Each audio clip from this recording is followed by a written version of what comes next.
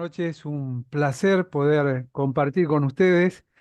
Este, Primera Corintios capítulo 3, como decíamos, esta carta escrita entre el año 48 y 51, encontramos trazos de confrontación, ¿no? El apóstol Pablo exhorta a los hermanos allí por prácticas equivocadas, fundamentalmente que ellos estaban eh, no trayendo, sino continuando de la vieja vida, como vamos a ver, y manteniéndolas aún en esta nueva etapa de sus vidas. Pero en la segunda carta es interesante mencionarlo para entender que no solamente están los trazos de confrontación, sino los trazos de consuelo, porque en la segunda carta encontramos versos fantásticos como el capítulo 1, verso 3 al 5, donde habla de la consolación de Dios. Dice, bendito sea el Dios y Padre nuestro, Padre de misericordias y Dios de toda consolación, el que nos consuela en todas nuestras aflicciones. Vuelve a restaurar a aquel que había sido disciplinado severamente, les insta a que le restauren, le reciban, y allí encontramos la experiencia por el perdón recibido, y siempre en función de instar al crecimiento, a la madurez, al desarrollo continuo de cada hermano en particular. Y precisamente como para ponernos en contexto rápidamente esta segunda carta para llegar al capítulo 3 del capítulo 1, verso 1 al 9, nos encontramos con la introducción, la presentación y saludos de Pablo. El verso 10 al 17 habla de la esencia de Cristo y de la iglesia y de la impronta de la unidad que debemos tener como tal. Del verso 18 al 31 habla del Evangelio de la cruz, que es locura, una locura para salvación y una locura para la santidad también. Si en el capítulo 2 hace una exposición completa de los hermanos allí en Corinto, de cuál era su sentir y cómo había llegado el Evangelio a ellos, y nos encontramos con el capítulo 4, donde hay una exposición de confrontación de las convicciones que ellos tenían, ¿sí? Rápidamente de estos que vamos a leer, de estos versos, me gustaría que compartiéramos 4 puntos fundamentales, ¿sí? Entendiendo que es una confrontación personal, que Dios me hace a mí en primera persona, y aun cuando podemos contextualizarla tanto exegéticamente dentro de el tiempo en el que se escribió la epístola a los Corintios, debemos entender algo que la misma Biblia nos dice, ¿sí? Cerca de 30 veces repite el sabio Salomón en el libro de Eclesiastés que no hay nada nuevo debajo del sol. Y en el capítulo 3 nos dice algo puntual en el verso 15, que dice, nada hay nuevo bajo el sol, porque los sucesos del presente ya ocurrieron en el pasado y lo que sucederá en el futuro ya ocurrió antes, porque Dios hace que las mismas cosas se repitan una y otra vez. Dice la versión 60 y Dios restaura lo que pasó. Leía la versión NTV para aquellos que por ahí lo pueden repetir de memoria, cuando dice, todo lo que es, ha sido ya y lo que será, ya fue y Dios restaura lo que pasó. Y dice el verso primero del capítulo 3, de manera que yo, hermanos, no pude hablaros como a espirituales, sino como a carnales, como a niños en Cristo. Os di a beber leche y no vianda, porque aún no erais capaces, y aquí viene el golpe tremendo, ni sois capaces todavía, porque aún sois carnales, pues habiendo entre vosotros celos, contiendas y disensiones, ¿no sois carnales y andáis como hombres? Porque diciendo el uno, yo ciertamente soy de Pablo, y el otro, yo soy de Apolo, ¿no sois carnales? En el capítulo 1, verso 21 al 23, hablaba también, perdón, 1:12, y el capítulo 3, 21 al 23, también lo vuelve a mencionar. ¿Quién es pues Pablo y qué es Apolo? Servidores por medio de los cuales habéis creído, y esto según lo que a cada uno le concedió el Señor. Yo planté, Apolo regó, pero el crecimiento lo ha dado Dios. Así que ni el que planta es algo, ni el que riega, sino Dios que da el crecimiento. Y el que planta y el que riega son una misma cosa, aunque cada uno recibirá su recompensa conforme a su labor, porque nosotros somos colaboradores de Dios y vosotros sois labranza de Dios, edificio de Dios. Lo primero que quiero que consideremos juntos en el verso 1 y 2 es la condición de liviandad de los hermanos en Corinto.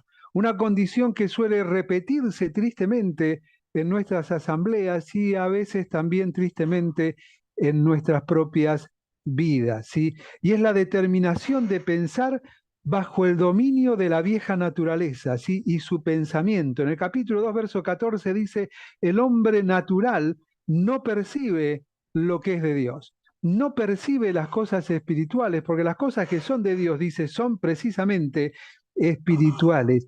Y es interesante porque aparece una expresión, y es una expresión a la cual le debemos prestar mucha atención, ¿sí? Fíjense, el verso primero dice, como a carnales, como a niños. Esa expresión como, cuando nosotros la analizamos, es un adverbio relativo de modo. ¿Qué quiere decir esto? A veces pensamos que estas son cosas raras que solamente sirven para demostrar conocimiento, falta de conocimiento, no, pero nos ayudan a entender un poquito más lo que Dios nos quiere decir. Un adverbio relativo de modo es algo que nos dice que hay algo que era y que hoy no es, ¿sí? Perdón, se me está, ahí está, duplicando el audio con la computadora. Es decir, por ejemplo, ¿no? Es la comparación, el adverbio relativo de modo es una comparación cuando hablamos de los imitadores, ¿sí? O decimos, mira, este lo imita bien porque canta como Marcos Vidal.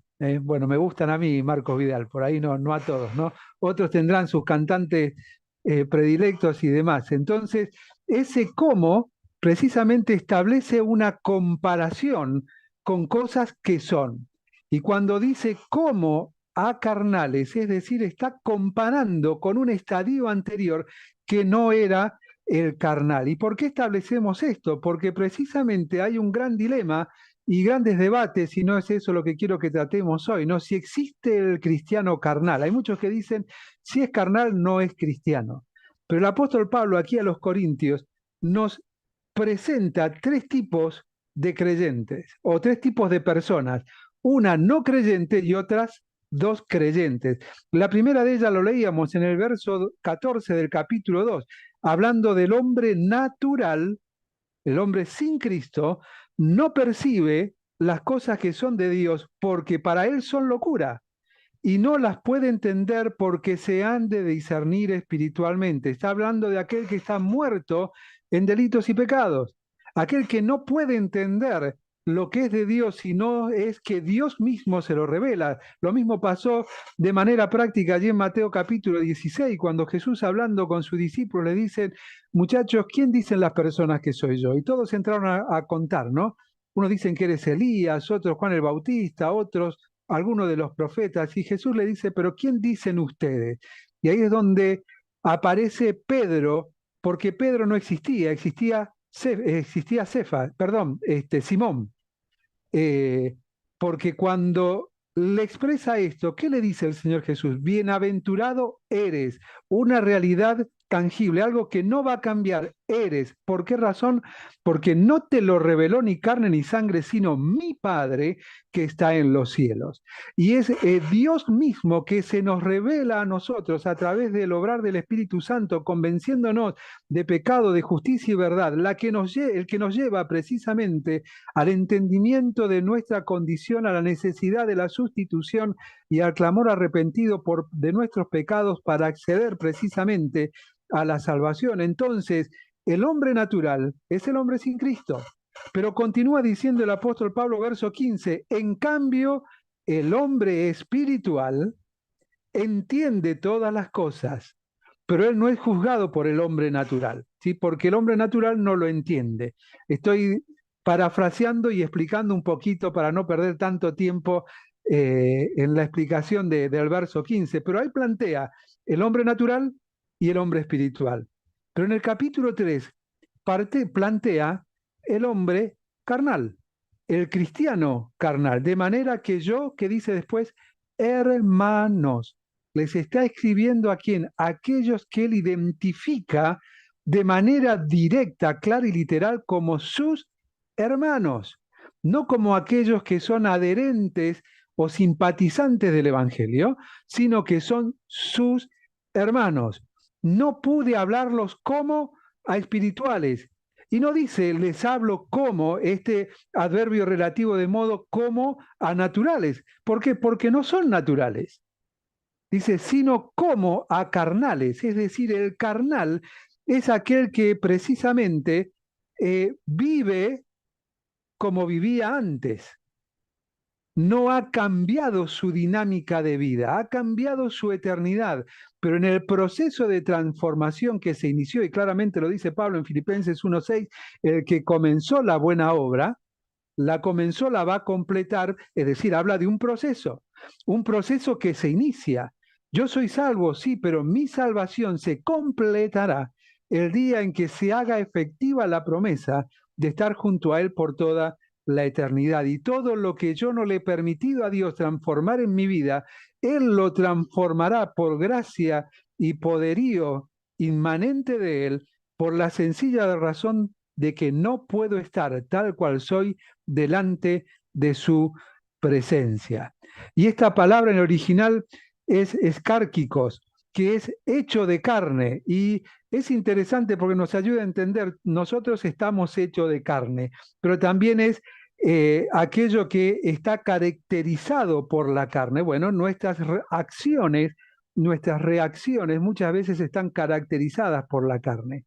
Por eso dice el apóstol más adelante, baste ya el tiempo pasado para vivir, haber vivido desordenadamente conforme a los deseos de la carne. Es decir, tiempo pasado del hombre natural que vienen de arrastre con nosotros y que a veces lo seguimos practicando. Y lo practicamos por una cuestión natural. Nosotros a veces tenemos un mal concepto de la obra salvífica de Dios en el corazón de aquel que le recibe como su Salvador personal. Creemos que en ese momento absolutamente todo cambia. No, querido, no cambia todo. Lo que cambia es su eternidad. Lo que cambia es su condición, que lo condena eternamente al infierno. Eso es lo que cambia. El resto comienza un proceso de cambio. Inicia allí.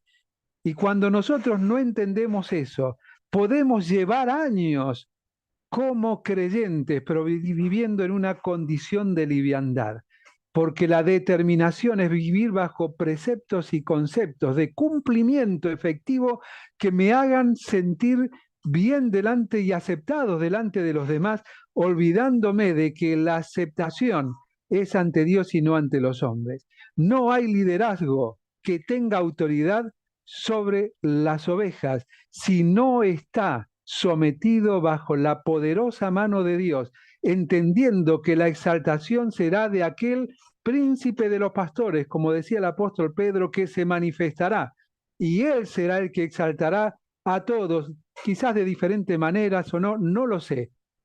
No lo puedo entender directa y claramente en las escrituras, pero él lo hará. No necesitamos ni la exaltación ni el reconocimiento de los hombres, sino entender que precisamente la madurez, la condición de liviandad, determinando ya no vivir como antes, sino comenzar al segundo, hacia el tercer nivel en realidad, ¿sí? Reconociendo el segundo que vamos a compartir ahora, me va a llevar a una vida de transformación continua. No en vano, cuando predica el Evangelio, el apóstol dice: arrepentíos y convertíos. Una conjunción copulativa, Elí, separa dos acciones como algo distinto. Y nosotros a veces relatamos el día de nuestra conversión. Querido hermano, el día de mi conversión es hoy. Hoy te puedo decir que han sucedido cosas en mi vida, que Dios ha ido convirtiéndome, cambiándome. Pero el día de mi arrepentimiento, el día de mi salvación, fue un 23 de octubre de hace ya 40 años, 41 años. Me estoy quitando años, y van a ser 42 en noviembre de este año, ¿sí?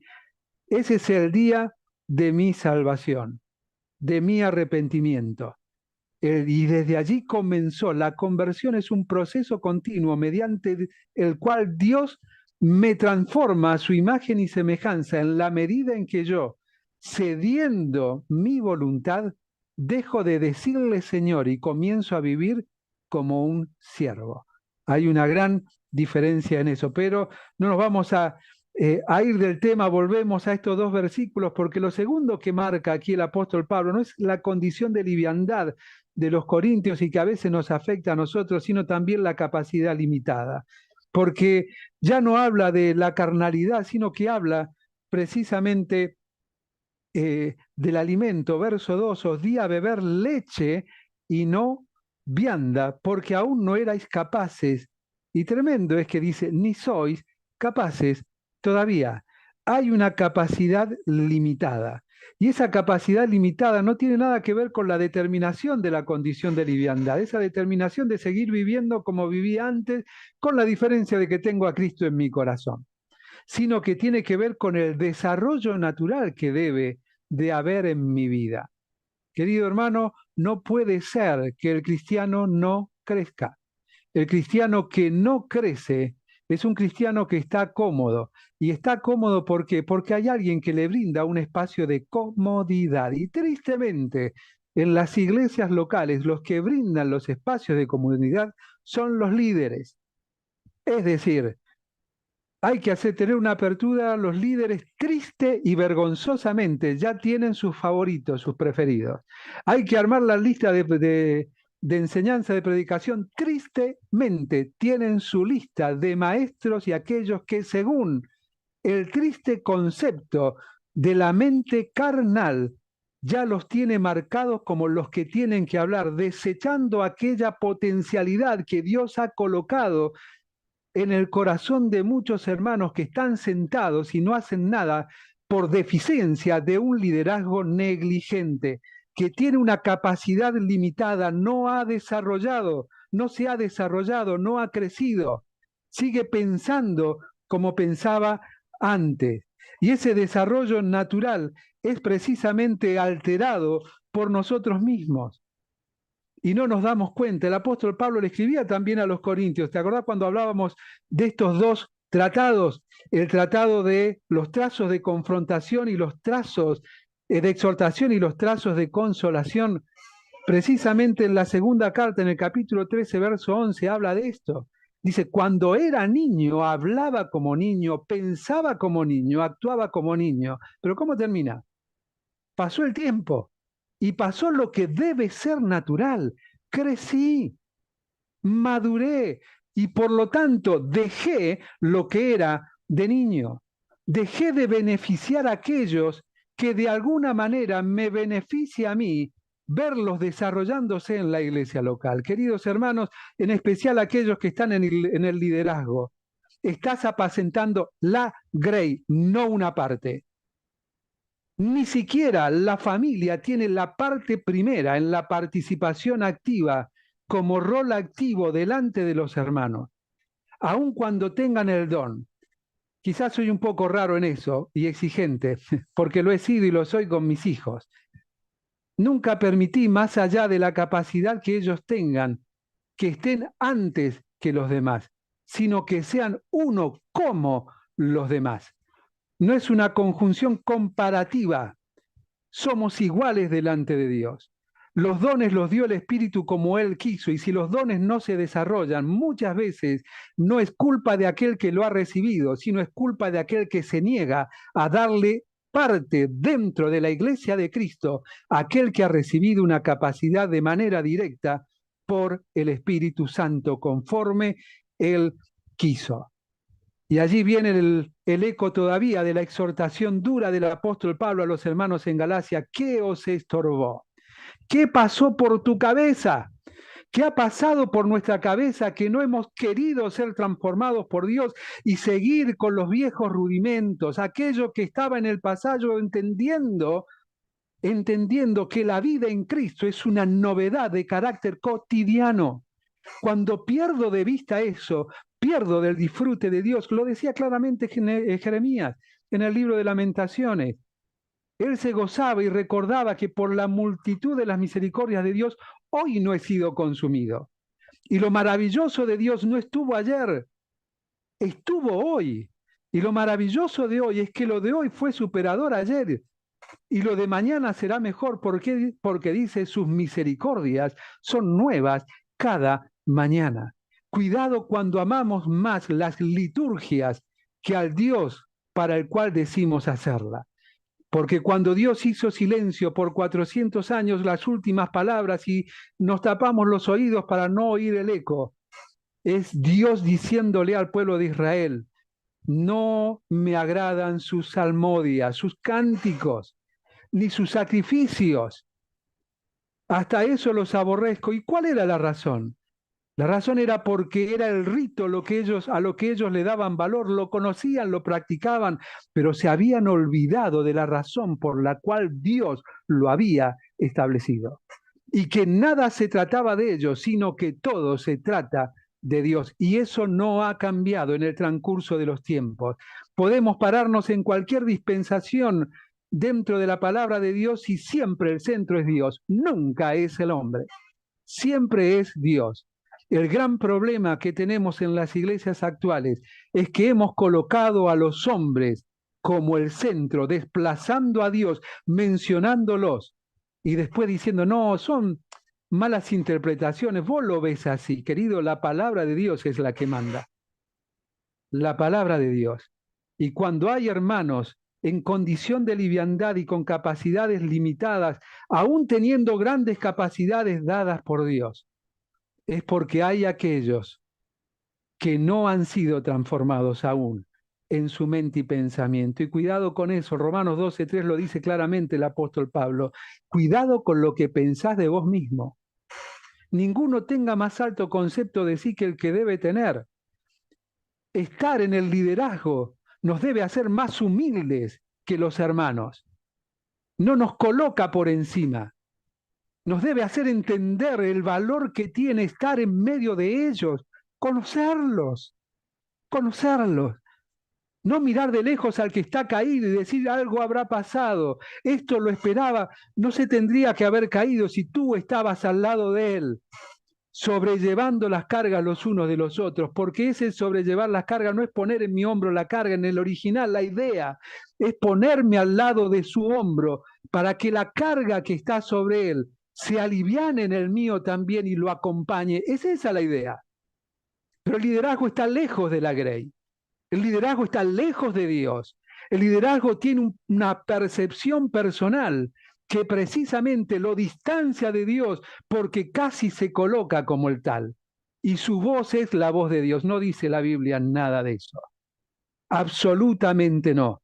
Eso precisamente revela que el conocimiento de la palabra nos hace sentir superiores, cuando en realidad es la práctica de la palabra conocida la que nos eleva delante de los demás en silencio por un reconocimiento de sabiduría, que es la palabra puesta en práctica. Y es por eso que tristemente muchas veces los sabios son tenidos en poco, porque a veces hay muchos sabios que no pueden retener mucha información en su mente, pero viven todo lo que saben, viven todo lo que saben. Y hay muchos que tienen la cabeza inflada de información, pero vidas vacías, lámparas con el almud puesta sobre él. Y el almud, ¿saben qué? No es una mesa. Aquellos estudiosos sabrán que el almud era una, como, como una olla de madera en la cual se medía precisamente el trigo. Y cuando se colocaba, no había manera de que saliera nada de luz, absolutamente nada. Y a veces somos eso, amando más las formas que a Dios, poniendo delante el agrado de los hombres antes de entender que todo lo que Dios hizo y de lo cual nos permite ser parte es para que cumplamos el propósito por el cual lo hizo. Isaías 43:7, todos los llamados de mi nombre para gloria mía los he creado, los formé y los hice, no para gloria de los hermanos, ni para autogloriarse delante de los demás. Debemos crecer. Pedro se despedía diciéndonos antes bien, 2 Pedro 3:18, antes bien crecer. Deja esa capacidad limitada del desarrollo del crecimiento. Atrevete a crecer ¿en qué? En la gracia y el conocimiento de nuestro Señor y Salvador Jesucristo. Es ese el objetivo. Constantemente debemos de estar aprendiendo. Recuerdo, tenía 16 años cuando escuché por primera y última vez a don Francisco La Cueva, allí en Córdoba, y tuvo una frase que cambió mi manera de pensar. Y dijo, si querés conocer de Dios, sacá de tu mente cada mañana lo que crees saber de Él, para empezar de cero.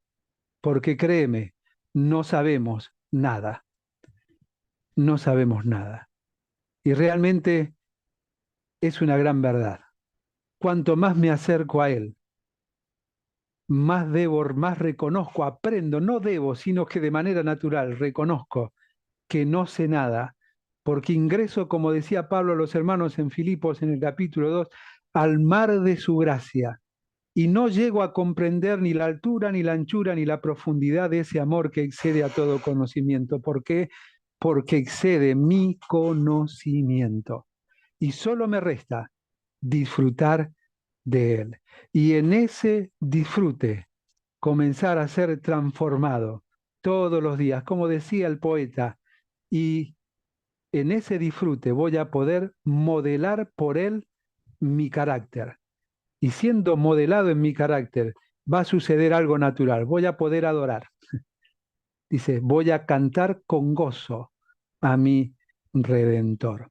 Tercer punto, cuando nosotros a veces nos preguntamos por qué tenemos tantos problemas en las iglesias y por qué no prestamos atención a la condición de liviandad, no prestamos atención a la capacidad limitada y no nos ocupamos en enseñar para que aprendan la práctica, no la instrucción teórica.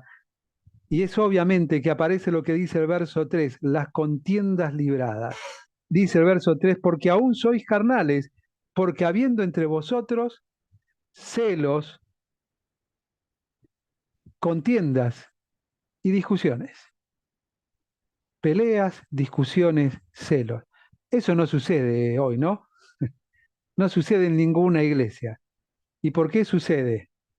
Porque nos hemos olvidado de lo importante. Creemos que crecer es yo hablo, vos escuchás, atesorás y bueno, haces un cursito de discipulado y ya sabes cómo encaminarte en tu vida. Hemos dejado de lado el valor que Dios le da al pastorado en la iglesia, a la enseñanza en la iglesia. Y les hemos dado un rol detrás de un púlpito. ¿Dónde dice eso en la palabra de Dios? ¿Dónde lo dice? En ningún lugar. Hemos encerrado la labor que está entre el pueblo a un momento en el cual el pueblo se reúne para recibir el pastorado y la enseñanza. No, querido hermano, el maestro es maestro afuera, no adentro, ¿eh? El pastor es pastor afuera, no adentro. Tristemente escuchamos a muchos a los cuales le dicen pastores y ni siquiera saben dónde viven los hermanos. Liderazgo negligente. Obviamente van a venir contiendas libradas. La división es el resultado consecuente de un pensamiento centrado en la razón y no en Dios. Centrado en lo que yo pienso de cómo debe ser la iglesia local y no en lo que Dios dice cómo debe ser la iglesia. Tenemos el sesgo, tenemos las orejeras de los caballos mirando la iglesia local y nos olvidamos que si Pablo hoy escribiese una carta, no la escribiría a la iglesia en Colonia Avellaneda, sino escribiría una carta a la iglesia en Entre Ríos. Visión limitada, egoísta, hueca, visión enfocada únicamente en lo que puede agradarme a mí y hacer que lo que yo tengo donde yo estoy pueda crecer según los principios que yo creo que avalan el crecimiento. Y no es así, querido hermano. La Biblia dice que no es así. La visión de Dios de la iglesia es única, no es local.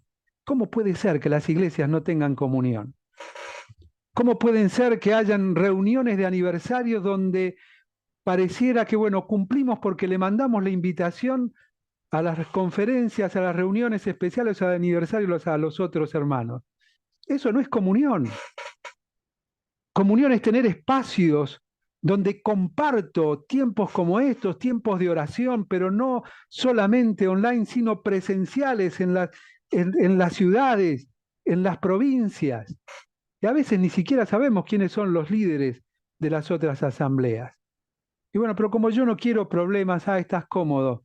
Y querido, si estás cómodo, tu condición es de liviandad absoluta. Tu capacidad es limitada, eres un carnal, aun cuando tengas mucho conocimiento. Y lo que haces al intentar librarte de contiendas, estás generando nuevas, porque son divisiones. Cuando no quiero estar ni me interesa estar con un hermano, eso es división. Y a veces, tristemente, dentro de la iglesia local, le damos lugar a las divisiones por jerarquías sociales, en función de los estudios adquiridos, por jerarquías espirituales, entre otras tantas cosas. ¿No sucede eso allá? Aquí sí sucede, tristemente. Y es en eso en lo que tenemos que trabajar. Qué triste es cuando termina una actividad y vemos a los líderes saludándose entre ellos en primer lugar. Y aquellos que quizás entraron buscando un lugar donde encontrar lo que tanto anhela su corazón, muchas veces pasan inadvertidos, porque hay que saludar a los hermanos. Tienen que saber que los amo. Queridos, almas entran buscando a Cristo y siguen asistiendo buscando a Cristo y a veces son tratadas como hermanos cuando todavía no han entendido el Evangelio. ¿Por qué?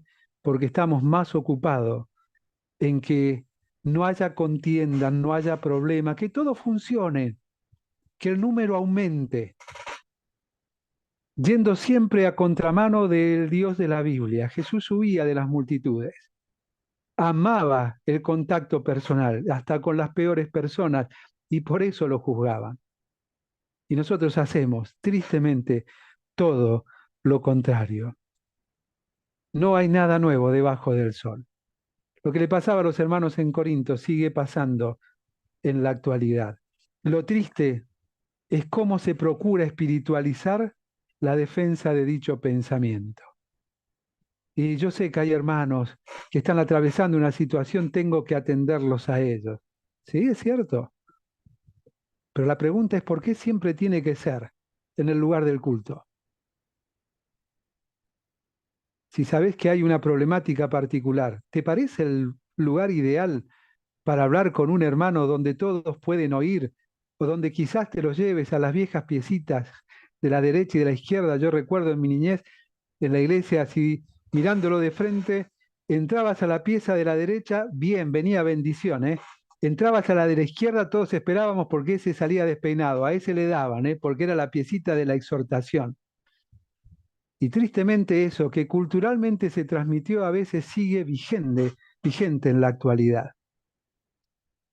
Y muchas veces procurando hacer las cosas de determinada manera, nos terminamos enfocando, siguiendo los principios de aquellos que elocuentemente nos plantean cómo debemos hacer las cosas.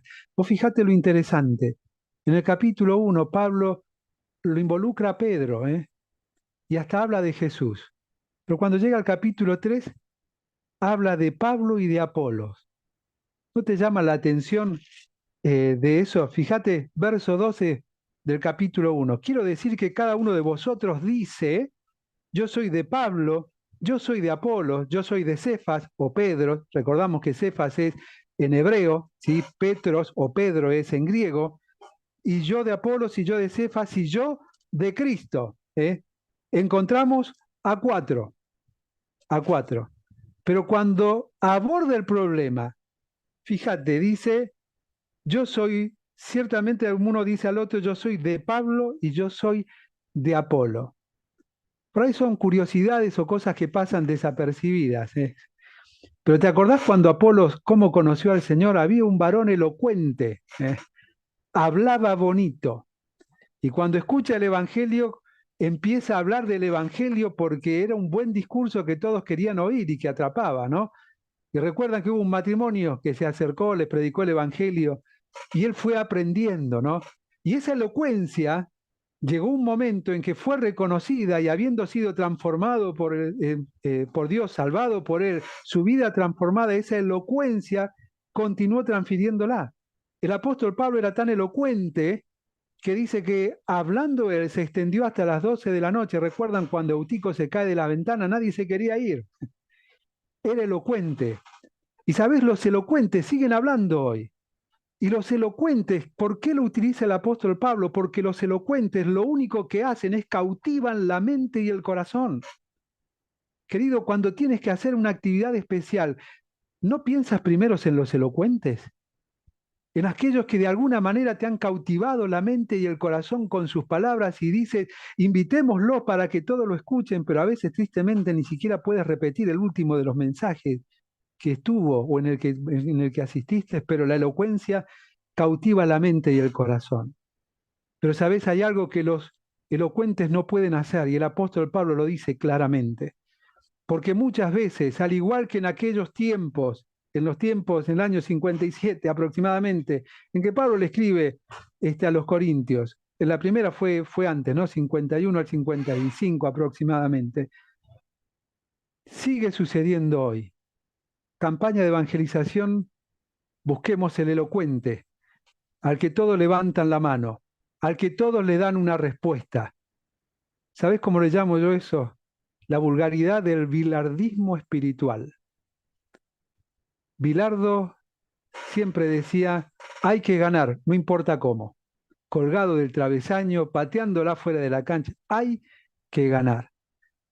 El bilardismo espiritual ha destruido los dones en las iglesias, ha destruido la predicación verdadera del Evangelio a las personas, porque hay algo que no pueden, y Pablo lo decía, no pueden hacer la obra que solamente Dios puede hacer. Y cuando nosotros solamente nos importan los resultados, los numeritos, somos los bilardistas espirituales y no nos importan para nada las personas. Queremos poder decirle a los demás, ¿sabes qué? Hicimos una conferencia y hubieron 100 manifestaciones de fe. Y nos gozamos y decimos, gloria a Dios por eso. ¿Y cuántas veces te has gozado? Y la pregunta es, ¿cuántas de esas manos levantadas hoy están activas en la iglesia local? ¿Cuántas? Es que el elocuente no puede hacer lo que solo Dios hace.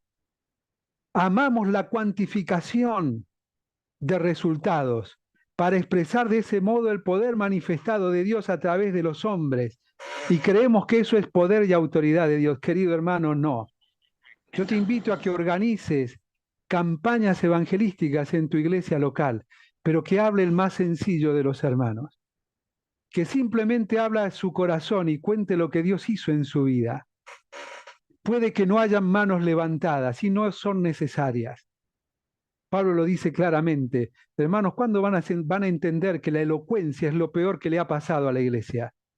Porque uno es el que siembra, otro es el que riega, otro es el que cosecha.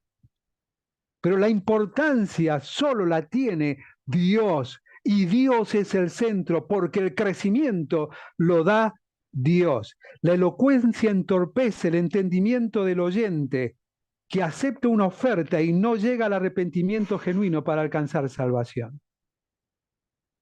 Una frase, un pensamiento que lo anoté cuando se me vino meditando en esto, pero que es realidad. El elocuente solo me sirve para un número, para mostrar. Pero el arrepentimiento genuino lo obra el Espíritu Santo cuando el Evangelio es predicado, no para abrazar, no para emocionar, no para contener, sino para confrontar la condición pecadora del hombre que lo lleva al infierno con la cruz donde el santo murió por los injustos. Solamente el Evangelio bíblico es aquel que Dios nos ha encomendado llevar.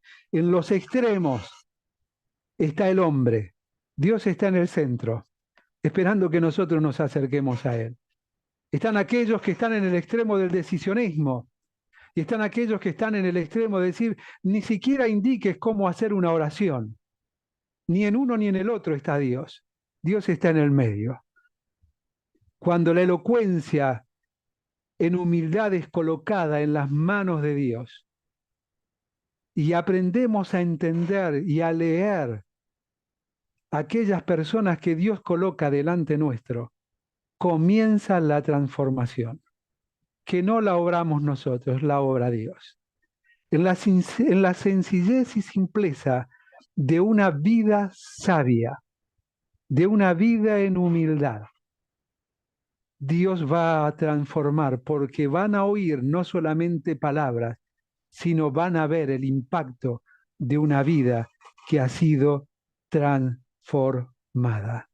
Y del verso 5 en adelante, la comprensión de parte de Dios es liberada, si es que la queremos entender.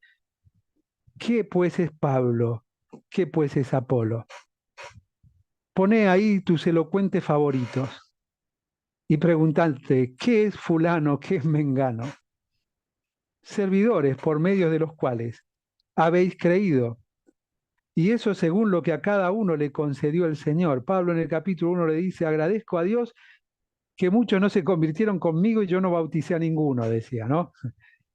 Para que se abracen de mí porque yo no soy nada. El Señor es precisamente el todo, en el que habéis creído. Yo planté, Apolos regó, pero el crecimiento lo ha dado Dios. Así que ni el que planta ni el que riega es nada, sino Dios que da el crecimiento. La capacidad de liviandad de ellos y la nuestra, la capacidad limitada de ellos y la nuestra, las contiendas liberadas entre ellos y los nuestros, ¿sí? Y nosotros también, pueden impactar de tal manera que llegue a comprender que para Dios no hay dones, no hay apellidos, no hay formación humana que nos haga más estimados que otros ante la presencia de Dios, ni reconocimiento humano que nos haga más poderosos que otros. En síntesis, debo recordar que sin Él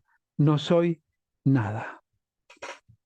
Pablo le decía a los romanos en el capítulo 11, verso 36, porque de Él y por Él y para Él son todas las cosas. Y a Él, solo a Él, sea la gloria por los siglos de los siglos. Y debemos fundirnos en con el apóstol Pablo, no de palabra ni espiritualizando nada, sino con un corazón humilde, sencillo y arrepentido de tantos errores que sigo arrastrando en mi vida, en un amén que le clama por ayuda para aprender que no se trata de mí, sino se trata de Él. El crecimiento lo da Dios. La obsesión de la carne son los resultados que pueden garantizar algo. Esa es la obsesión de la carne. Querido hermano, que tu iglesia tenga 100 miembros y otra tenga 3, 5, no la hace más grande. Las dos son igual de grandes delante de Dios porque pertenecen a la misma iglesia, la iglesia de Cristo. Y si a ese pequeño grupo le falta formación, no te olvides que la iglesia de Cristo es una y que la dinámica de Dios es sistémica, somos un cuerpo. Los dones han sido dados para crecimiento de ¿quién? La iglesia, bendición de la iglesia, no de las multitudes. Tristemente he escuchado a muchos que dicen que su ministerio es para bendecir a muchos, por lo tanto, lo que desean es que en el auditorio hayan de distintos lugares para que la bendición se desparrame. ¡Qué burrada! ¿Dónde dice eso la Biblia? Discúlpenme la expresión, pero son cosas que me exasperan y en las que tristemente mi generación ha caído vergonzosamente. Es triste el amor a los elocuentes y la falta de amor al Dios de la Biblia. Es triste el amor a la palabra y la falta de amor al Dios de la palabra. Porque si eso fuera lo que rigiera tu vida y la mía, seríamos transformados de tal manera que el impacto de nuestras vidas sería como el de aquellos que llegándose a Tesalónica, antes de que llegaban, se oía la voz en el pueblo que decía, esto que trastornan al mundo, han llegado acá. ¿Qué dicen cuando te ven llegar? Si a veces somos uno más que ellos. Si nos hemos olvidado de tener el corazón de Jeremías, en una angustia permanente, pero una angustia llevada delante de Dios. Y le decía a Dios, sabes que por amor de ti sufro afrenta. Sabes que soy despreciado aún por mi propia familia. Pero Señor, aquí estoy. Y él dice, fueron halladas tus palabras y yo las comí y me fueron por gozo y por alegría de mi corazón. Llevó la carga al lugar correcto, el consuelo de la persona correcta y continuó con su camino. Continuó como en su camino. Ni hablar de Elías y otros tantos, ¿no? Que continuaron con su camino. El obrar de Dios es la espera de sus tiempos, no los míos. Nosotros estamos trabajando en obra pionera en Colonia Avellaneda. Quisiera que muchas cosas fuesen diferentes, pero no son mis tiempos, son los de Dios. No es mi plan, no es mi propósito, es el de Él. Y entendimos que bíblicamente debemos vivir bajo el enfoque de Dios y le hemos llamado el enfoque 247. Y 247 no por algo raro, ¿no? Ni por los Boeing, ni por nada raro, ¿no? Sino porque en Hechos 247, en la iglesia primitiva, no habla de predicación abierta del Evangelio. Y es la única vez que menciona que Dios añade a la iglesia a los que han de ser salvos. ¿Y qué dice? Y haciéndole el bien al pueblo, el Señor añadía a la iglesia a los que habían de ser salvos. No importa ni las campañas, ni las estrategias, ni las dinámicas, importa la vida, la acción, haciéndole bien al pueblo. Y es la única vez que lo dice en la Biblia. El Señor añade a la iglesia los que han de ser salvos. ¿Dónde están los elocuentes? En su casa o en la calle, haciéndole bien al pueblo. Y el Señor es el que añade. Él obra. Mi deber es obedecer, no es vivir obsesionado por resultados. No es esperar el obrar de Dios en mis tiempos, sino en los suyos, sino la obediencia es mi único compromiso hacia Él, ni siquiera hacia el liderazgo, ni siquiera hacia los hermanos. La obediencia es un compromiso hacia Dios. Y es un compromiso que puedo y debo asumir, porque no es una capacidad que yo tengo, sino Pedro lo decía, ¿no? Pedro le costaba obedecer. Y él siempre creía que lo que él pensaba, las cosas iban a ser así, ¿no? Así le fue, así aprendió. Y nos dice en el verso 2 del primer capítulo de su primera carta, ¿no? Que hemos sido escogidos por la pregnosis de Dios, ese conocimiento que no podemos entender de Él para obedecer. Antes no podía obedecer, ahora puedo. Es una capacidad dada por Dios, una capacidad en la que debo ejercitarme para que toda la gloria sea para Él. Y quiero que terminemos leyendo juntos 2 Corintios capítulo 12, verso 15. Y vamos a leer cómo el apóstol Pablo en esta segunda carta, ¿no? Como hablábamos, ¿se acuerdan de la primera, los trazos de confrontación y la segunda, los trazos de consuelo? Es impactante cómo el apóstol Pablo se involucra en estos trazos de consuelo en primera persona. Dice el verso 15, y yo con el mayor placer gastaré lo mío, y aún yo mismo me gastaré del todo por amor de vuestras almas, aunque amándoos más, sea amado menos. Déjame leerte otra versión. Con gusto me desgastaré por ustedes y también gastaré todo lo que tengo, aunque parece que cuanto más los amo, menos me aman ustedes a mí. No hagas nada por agradar a los hermanos y ten cuidado de hacer cosas simplemente por el hecho de agradar a Dios. Haz las cosas que solo Dios, como el mismo apóstol Pablo lo dice claramente, escribiendo a la iglesia en Colosas, si mal no recuerdo, produce en nosotros. No son mis planes ni los tuyos, son los de Él. Y cuando le dejamos a Él obrar a través nuestro, eso es servicio. Y es Él el que produce en mí tanto el querer como el hacer, según su buena voluntad. No para agradar a Dios porque yo hago, no necesita Dios de tu hacer. Lo que Dios espera es que tu corazón y el mío, en absoluta humildad, sea rendido delante de Él, para que Él nos utilice como Él ya ha determinado en la eternidad, y así cumplir su propósito, y es que seamos para su gloria y para su honra. Que Dios bendiga su palabra.